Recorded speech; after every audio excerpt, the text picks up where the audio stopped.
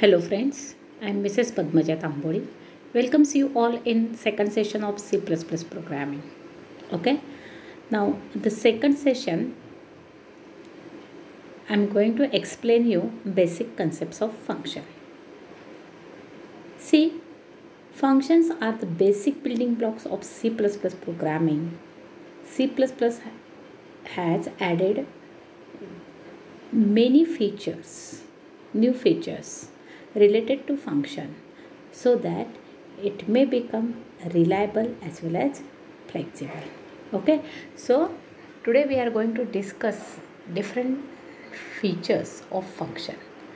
But again, before going that, I want to revise the concept of function, because already I told you C++ means C with classes, and whenever we are explaining the concept of class, you come to know that class is nothing but binding of data variable and member function related to object. That means while creating different classes, you must have to write different procedure and function. So if you are not knowing the concept of function clearly, then there is no use of knowing different concepts from C++. Okay. Now first we will go towards function prototype. See, function prototype is a declaration statement in a calling program that describes the name of function, return type and number as well as parameters of arguments passed in a function. Okay, that means whenever you want to use any function in a program, you must have to concentrate that whether you declare this function before using or writing the code related to that particular function. Is that clear? So prototype, that means declaration of function. How you are declaring the function? You must have to specify return type, you must have to give the name for that function followed by list of argument. It is also called as parameter list, and this statement must be followed with semicolon. Okay, see,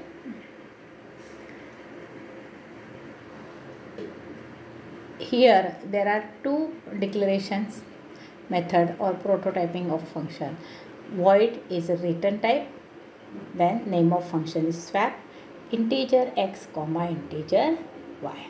But if you are trying to declare like this, void swap integer x y, this is invalid or illegal, because you must have to mention the data type of parameter which are used in a function. Is that clear? So this is about prototyping of function. Now the next point, how you are considering or selecting return type of function. Return type, or we are calling it as a function type also. See, the function type or return type of function is depends on which value you are passing to calling function. For example, say if I consider integer factorial integer n, what it means? I am passing one integer number and I wrote one factorial function to calculate the factorial of that given number. Okay, so you know that the factorial of integer number is always integer. That means your factorial function returns integer value to calling function, and your function type becomes integer itself. Okay, now one more example we can take, swap. Swap means generally I am giving the name to the function swap for interchanging values of two numbers. That's why I am passing integer x and y whose value gets interchanged with the help of this swap function. Okay, now see, whenever you are interchanging the values, at that time no any value gets written. Only there is a internal adjustment or internal statement returned to interchange the values of these two numbers. Okay, that means there may be some function or we are writing some function, but these functions are not returning any value. Okay, the best example, if you want to read different records, that time that particular task consists of only the set of statement used to read information from the user or from keyboard. Okay, so that type of function is not returning any value. That means the function which doesn't return any value is considered, the return type for these functions is considered as void. Is that clear about the return type? Next, function name. Function name, you can give any name to your function. Generally, while giving the name, you must have to consider that your name is suitable to the task of that particular function. For example, here swap from the name you can have idea that this function is used to interchange the value. Add function generally is the name is given to the function which is used to addition of different numbers. Okay, and second point, one of the important point, the name must be follows the syntax rule. Okay, now next one is formal argument. So what do you mean by formal argument? Formal argument are the parameter present in a function definition which may be called as dummy arguments or parametric variables. Is that clear? When a function is invoked, the formal parameters are replaced by the actual parameters. Here, which are the formal arguments? X and Y, these are the formal argument or dummy argument. Okay? In a function declaration, the name of argument are dummy variables and therefore they are optional. This again new concept added in C++. This is not allowed in your C programming. That means you can declare swap function like this, void, then name of function that is swap, and no need to write the name of argument, but the data type of arguments are compulsory. That means here integer comma integer, it gives you idea that your swap function requires two integer variable as a input. Okay, this is about formal argument or list of argument. Now the next concept is default argument. Why default argument is needed? One of the most useful facility available in C++ is to define default argument values for function in the function prototype declaration. The default values are given whenever the call is made to function without specifying any argument. The program will automatically assign the value to the parameter from the default prototype declaration. Default argument facilitate easy development and maintenance of the program. For example, see here, I am writing sum function. This is prototyping of sum function. That means void is return type. My sum function now here doesn't return any value. Then sum is the name. x is equal to 10 and y equal to 5. That means I am already assigned the value of first variable as 10 and value of second variable for this function as 5. Now whenever you are writing this sum function here, void sum integer a1 comma integer a2. What it means? See, your first parameter is a1 and in prototyping the first parameter is x. That means whichever value of x gets automatically adjusted to a1. So a1 becomes 10. Similarly, your a2 becomes 5. No need to assign value for this a1 and a2 now, as we are already assigned in the prototyping. So if you are assigning value in prototype and if you are not declaring or assigning value in actual function, then whichever values were assigned in a prototype are taken as it is. There is no any change. That's why these values are considered as default argument. Okay, now what are the advantages of using default argument? See, advantages: we can use default argument to add new parameters to existing function. The second is, default argument can be used to combine similar function into one. Okay, now after that, see, you know how to declare function. That means prototyping, how you are declaring function. Again, once again I am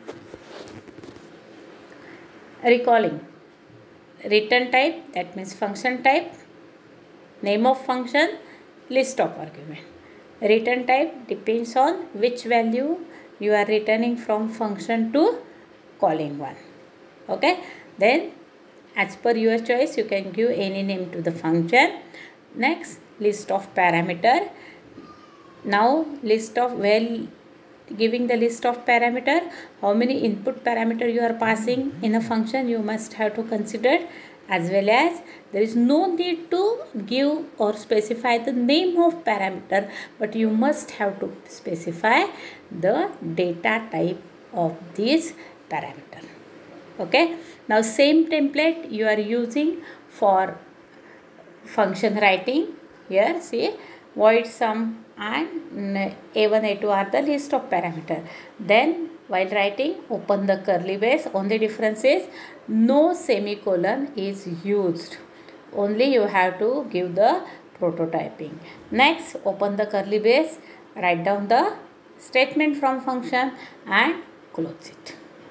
Okay, the class ends with semicolon, but function doesn't end with semicolon. When you are writing, there is no any semicolon for template as well as at the end of function. Is that clear? Now calling, how you are calling? The calling is function name followed by list of parameter name, and here the list of parameter only you have to mention the name without their data type. Again, calling and declaration end with semicolon, but writing statement doesn't end with semicolon. Is that clear? Now, how you are calling the function? According to that, there are two different methods. Okay, so how you are passing the parameter in a function? According to that, there are two different methods of calling the function. The first one is called by value and the second method is called by reference method. Is that clear? Now we will discuss call by value first. Now what do you mean by call by value? See here, when I am passing the value of inputting parameter, then this method is called as call by value. That means when I calling the function, I am putting the value of my input parameter. For example, see here, integer a is a A is a variable declared in a main program. Then I am writing one function modify. Okay, so this modify function is used to modify the value of A. How I am declaring this? Void modify, as it is not returning any value, the type of function is void. Then modify integer A. It must be end with a semicolon. At the end there will be a semicolon. Okay, now A equal to 2, that means 2 value is assigned to variable A. Okay, now see out, I am trying to display the value of A variable in a main program before calling the function modify. That means before modifying value of A, I am displaying in a A. What will be the value of A? It will be 2. Now we are calling here modify function. Once you are calling this function, see how it is called. Function name followed by list of parameter without their data type followed by semicolon. Okay, now whenever you are calling the function, instead of executing remaining statement from your main program, it will go towards the execution of statement from the function. Okay, now see in function how they are writing, return type same template like prototyping, return type function name list of argument, no semicolon, then A equal to 6. That means in function we are changing value of A from 2 to 6. Now they are again trying to print the value of A in function. So what will be the value of A in function? Just it is changed, it will be 6. Okay, after completion of this function, it will go to main to execute remaining statements from main. Now what are the remaining statements? Again they are trying to print the value of A. Now see, after calling the function, in function the value of A changed from 2 to 6. So what will be the result? It will be 6 or 2. Many of them may think 6, correct? But it doesn't happen here. The value of A remains same. That means you are getting output as 2 itself. If you check the output, see in main before calling modify it is 2. In function it is 6. But again in main it will be 2. Why it is so? See, whenever you are passing the value in a calling function, that time, see when the function start executing, it creates one more new variable with same name A, integer A. If you are specifying another name, suppose if I am considering integer x, it is also valid, because related to function always there is a new copy of variable, correct? The value of input parameter from means I am at the time of declaration I am considering modify integer A. That means value of A in a main function gets assigned here. If you are considering x, then the value 2 gets assigned to x variable. Here we are considering the same name A, so this 2 gets assigned to A.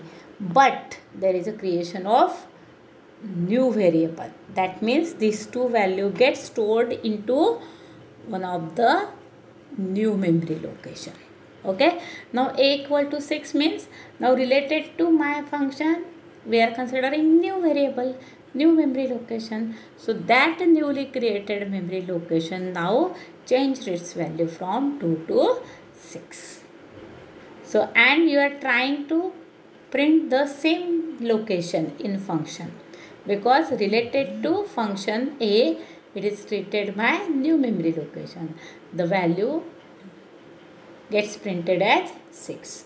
And when you go towards main, now related to main, my A is nothing but previous memory location. So its value is 2.